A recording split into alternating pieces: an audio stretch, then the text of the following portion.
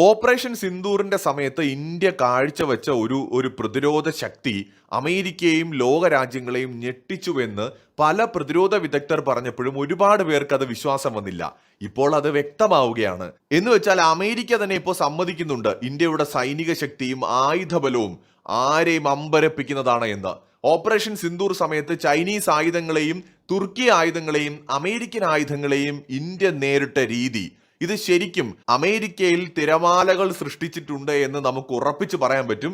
ഇതിപ്പോ അമേരിക്കയുടെ ഒരു കമാൻഡർ തന്നെ വ്യക്തമാക്കുന്നുണ്ട്. ഇന്ത്യ അമേരിക്ക ഡിഫൻസ് രംഗത്തെ റിലേഷൻ, അതുപോലെ സ്പേസ് രംഗത്തുള്ള സഹകരണമൊക്കെ കൂടുതൽ ശക്തമാകാനുള്ള ഒരു സാധ്യത കാണുന്നുണ്ട്. ഇത് സംബന്ധിക്കുന്ന നിരവധി ചർച്ചകളും മറ്റുമൊക്കെ ഇപ്പോൾ നടന്നുകൊണ്ടിരിക്കുകയാണ്.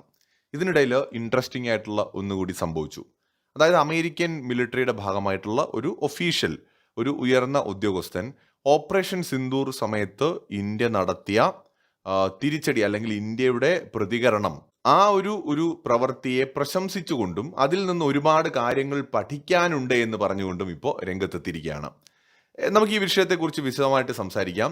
അതായത് അമേരിക്കൻ ഉദ്യോഗസ്ഥൻ, Indo Pacific commander admiral Samuel J Paparo, ആ പുള്ളിക്കാരൻ ഇപ്പോൾ ഇന്ത്യയിൽ ബാംഗ്ലൂരു വന്നിട്ടുണ്ട്. ഓപ്പറേഷൻ സിന്ദൂർ സമയത്ത് ഇന്ത്യൻ സൈന്യം കാഴ്ചവെച്ച തന്ത്രപരമായ മികവിനെ അദ്ദേഹം അഭിനന്ദിക്കുകയും ഇന്ത്യ US പ്രതിരോധ ബന്ധം അതിവേഗം വളരുകയാണെന്ന് അഭിപ്രായപ്പെടുകയും ചെയ്തിട്ടുണ്ട്.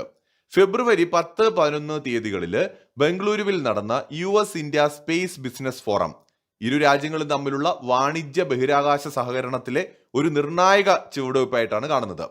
ഈ ഒരു ചർച്ചകൾക്കിടയിൽ ബഹിരാകാശ സാങ്കേതിക വിദ്യ ശാസ്ത്രീയ ആവശ്യങ്ങൾക്കൊപ്പം ദേശീയ സുരക്ഷയ്ക്ക് അത്യന്താപേക്ഷിതമാണ് എന്ന് ഇരുഭാഗത്തു നിന്നുമുള്ള പ്രതിനിധികൾ അഭിപ്രായപ്പെടുകയുണ്ടായി. സാധാരണ രീതിയിലുള്ള യുദ്ധമണ്ഡലങ്ങൾ, ഇപ്പോൾ കര, നാവിക, വ്യോമ സേനകൾക്ക് പുറമെ സൈബർ സേനകൾ ഇന്ന് ലോകത്ത് സജീവമായി തന്നെയുണ്ട്. ഇതിനു പുറമെ അഞ്ചാമത്തെ ഒരു യുദ്ധമണ്ഡലമായിട്ട് ബഹിരാകാശത്തെ നിലവിൽ അമേരിക്കയും ഇന്ത്യയും കണക്കാക്കുന്നുണ്ട്. ദേശീയ സുരക്ഷയ്ക്ക് ബഹിരാകാശ ശക്തി അനിവാര്യമായിട്ട് മാറുകയാണ്. ഈ ഒരു ചർച്ചകൾക്കിടയിലാണ് ഇന്ത്യ ടെക്നോളജി ഉപയോഗപ്പെടുത്തിക്കൊണ്ട് പാകിസ്ഥാനെ പരാജയപ്പെടുത്തുന്നതിനെ കുറിച്ച് അമേരിക്കൻ കമാൻഡർ പ്രതികരിച്ചത്. എന്ന് മാത്രമല്ല, ഇന്ത്യയിൽ നിന്ന് കുറേയേറെ കാര്യങ്ങൾ മനസ്സിലാക്കാനുമുണ്ട്. കാരണം ഈ പാകിസ്ഥാൻ ഇന്ത്യ സംഘർഷത്തിൽ പാകിസ്ഥാൻ ഉപയോഗിച്ചത് ചൈനീസ് ആയുധങ്ങളായിരുന്നു. അപ്പൊ ഈ ചൈനീസ് ആയുധങ്ങളെ ഇന്ത്യ നേരിട്ടത് തങ്ങൾക്കും ഒരു പഠന വിഷയമാണ്, അല്ലെങ്കിൽ തങ്ങളും അതിൽ നിന്ന് നിരവധി കാര്യങ്ങൾ മനസ്സിലാക്കേണ്ടതുണ്ട് എന്നാണ് അമേരിക്കൻ സൈനിക ഉദ്യോഗസ്ഥൻ പറഞ്ഞിരിക്കുന്നത്. സൈനിക നടപടികളിൽ മാത്രമല്ല, സാമ്പത്തിക രംഗത്ത് ഇന്ത്യ അടുത്ത വർഷങ്ങളിൽ അമേരിക്ക, യൂറോപ്പ് പോലുള്ള വികസിത സമ്പദ് വ്യവസ്ഥകളെക്കാൾ വളർച്ച കൈവരിക്കുമെന്ന് IMF അടക്കം വ്യക്തമായും പറയുന്നുണ്ട്. അതുകൊണ്ട് തന്നെ ഇന്ത്യൻ മാർക്കറ്റിൽ ലോങ് ടേമിൽ ഇൻവെസ്റ്റ് ചെയ്യുന്നത് ലാഭകരമായിരിക്കും. അങ്ങനെ രാജ്യം വളരുന്നതിനോടൊപ്പം നമ്മുടെ പണവും വളർത്താൻ നമുക്ക് മുന്നിൽ കുറച്ചു കാലത്തേക്ക് ഒരു അവസരം വന്നിട്ടുണ്ട്. ICICI പ്രൊഡൻഷ്യൽ ലൈഫിന്റെ ഡിവിഡൻഡ് ലീഡേഴ്സ് 50 ഇൻഡെക്സ് ഫണ്ട് എന്ന NFOയിൽ ഈ വരുന്ന ഫെബ്രുവരി 28 തീയതി വരെ നമുക്ക് ഇൻവെസ്റ്റ് ചെയ്യാം. ഇനി തുടക്കക്കാർക്കൊക്കെ ഇൻവെസ്റ്റ് ചെയ്ത പണം പോകുമെന്നാണ് പേടിയെങ്കിൽ ക്യാപിറ്റൽ ഗ്യാരണ്ടീഡ് ആയിട്ട്, അതായത് മാർക്കറ്റ് ഇടിയുമ്പോൾ ഇൻവെസ്റ്റ് ചെയ്ത ഒരു രൂപ പോലും നഷ്ടപ്പെടാതെ എന്നാൽ മാർക്കറ്റ് ഉയരുമ്പോൾ ലാഭം കിട്ടുന്ന രീതിയിലും ഇൻവെസ്റ്റ് ചെയ്യാം. ഇവിടെ നമ്മൾ ഇൻവെസ്റ്റ് ചെയ്യുന്ന പണം ഇന്ത്യയിലെ 500 കമ്പനികളിൽ നിന്ന് കഴിഞ്ഞ 10 വർഷമായി തുടർച്ചയായിട്ട് ലാഭവിഹിതം നൽകുന്ന 50 കമ്പനികളിലേക്കായിരിക്കും നിക്ഷേപിക്കുക.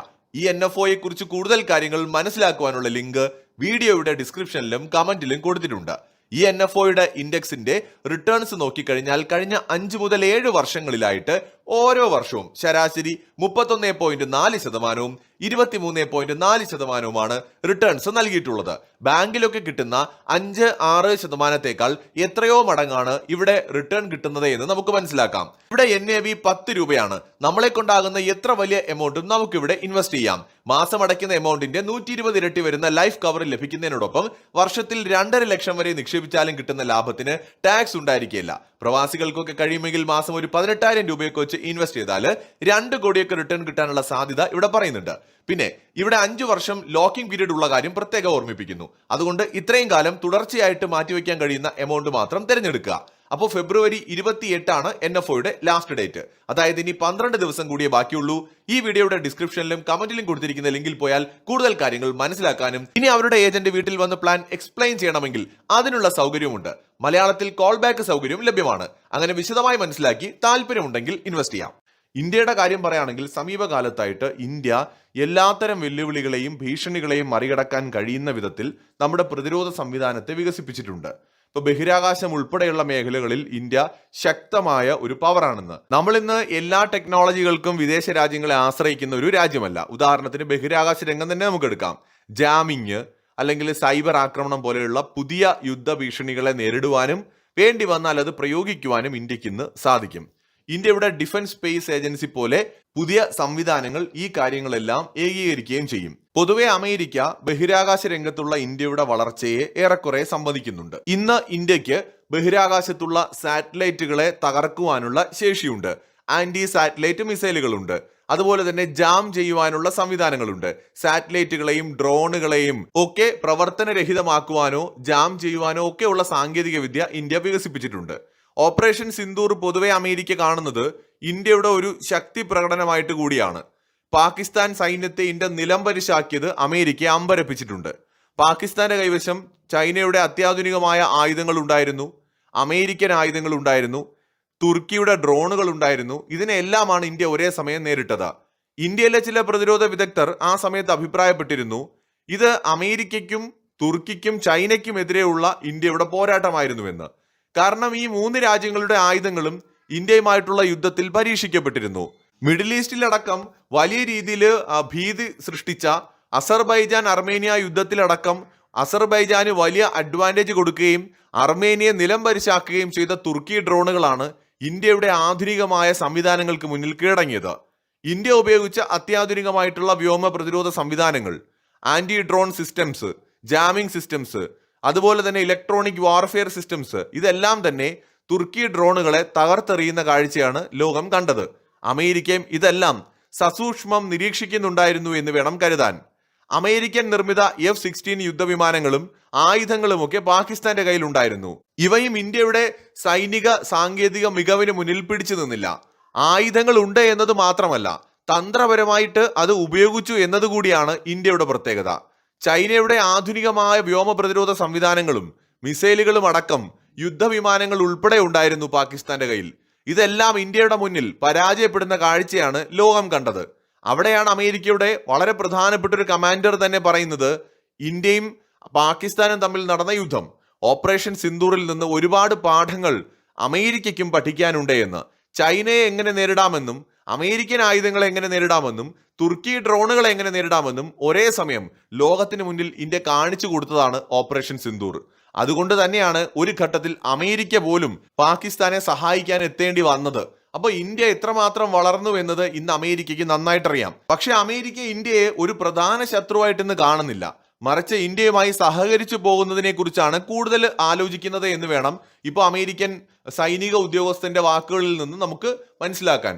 ഇന്ത്യയുമായിട്ട് സഹകരിക്കാൻ കഴിയുന്ന മേഖലകളിൽ സഹകരിക്കുക. ഉദാഹരണത്തിന് ബഹിരാകാശം, ഡിഫൻസ് പോലെയുള്ള മേഖലകളിൽ. ഇതിലൂടെ അമേരിക്ക രണ്ട് ജനാധിപത്യ രാജ്യങ്ങൾ തമ്മിലുള്ള സൗഹൃദം ലോകത്തിന് ആവശ്യമാണ് എന്ന് കാണിക്കാൻ ശ്രമിക്കുകയാണ്. എന്നാൽ അമേരിക്കയുടെ നയങ്ങൾക്കും താല്പര്യങ്ങൾക്കും ഒപ്പം ഇന്ത്യ നിൽക്കുന്നില്ല എന്നുള്ളതാണ് അമേരിക്കയുടെ പരാതി. അമേരിക്കയുമായിട്ട് നമ്മൾ അടുത്ത ബന്ധം പുലർത്തുമ്പോഴും ചില കാര്യങ്ങളിൽ സ്വന്തം നിലപാട് ഇന്ത്യ എടുക്കുന്നുണ്ട്. ബഹിരാകാശത്തെ ആയുധ പരീക്ഷണങ്ങൾ നിരോധിക്കുന്ന അമേരിക്കയുടെ പ്രമേയങ്ങളെ ഇന്ത്യ സപ്പോർട്ട് ചെയ്യാറില്ല. അന്താരാഷ്ട്ര നിയമനിർമ്മാണങ്ങളിൽ വികസ്വര രാജ്യങ്ങളുടെ പങ്കാളിത്തം ഉറപ്പാക്കണമെന്നും സ്ട്രാറ്റജിക് ഓട്ടോണമി സംരക്ഷിക്കണമെന്നുമുള്ള ഇന്ത്യയുടെ നിലപാടിനോട് അമേരിക്കയ്ക്ക് എതിർപ്പുണ്ട്. അങ്ങനെ പരസ്പര അഭിപ്രായ ഭിന്നതകൾക്കിടയിലും സഹകരിക്കാൻ കഴിയുന്ന മേഖലകളിൽ സഹകരിക്കുക എന്നുള്ള ഒരു നിലപാടിലേക്ക് അമേരിക്ക മാറുകയാണ്. ഇന്ത്യയെ ഇനി മാറ്റി നിർത്താൻ കഴിയുന്ന ഒരു ശക്തിയല്ല എന്നും ഇന്ത്യ സൈനികമായും സാങ്കേതികമായും സാമ്പത്തികമായും ഈ നൂറ്റാണ്ടിലെ ഒരു പ്രധാന ശക്തിയായിട്ട് മാറിക്കൊണ്ടിരിക്കുകയാണെന്നും അതിനാൽ തന്നെ ഇന്ത്യയുമായി സഹകരിക്കുക എന്നതുമാണ് അമേരിക്കയും ഇപ്പോൾ മുന്നിൽ കാണുന്ന കാര്യം. മാത്രമല്ല, ഓപ്പറേഷൻ സിന്ദൂർ ഇന്ത്യയെക്കുറിച്ചുള്ള അമേരിക്കയുടെ മനോഭാവത്തെ അടിമുടി മാറ്റിക്കളഞ്ഞുവെന്നും കരുതാം. മറ്റൊരു വീഡിയോയുമായി വീണ്ടും വരാം. വീഡിയോയുടെ തുടക്കത്തിൽ പറഞ്ഞ NFOയുടെ കാര്യം മറക്കേണ്ട. ഫെബ്രുവരി 28 വരെയാണ് നമുക്ക് ഈ ഒരു NFOയിൽ ഇൻവെസ്റ്റ് ചെയ്യാനായിട്ട് സാധിക്കുക. അതായത് ഇനി 12 ദിവസം കൂടിയേ ഉള്ളൂ. ലിങ്ക് ഞാൻ കമന്റ് ബോക്സിലും ഡിസ്ക്രിപ്ഷനിലും കൊടുത്തിട്ടുണ്ട്. അതിൽ പോയി കാര്യങ്ങൾ വായിച്ച് മനസ്സിലാക്കി ഇൻവെസ്റ്റ് ചെയ്യാവുന്നതാണ്. അതല്ലെങ്കിൽ സ്ക്രീനിൽ കാണുന്ന QR കോഡ് സ്കാൻ ചെയ്താലും മതി. മറ്റൊരു വീഡിയോയുമായി വീണ്ടും കാണാം.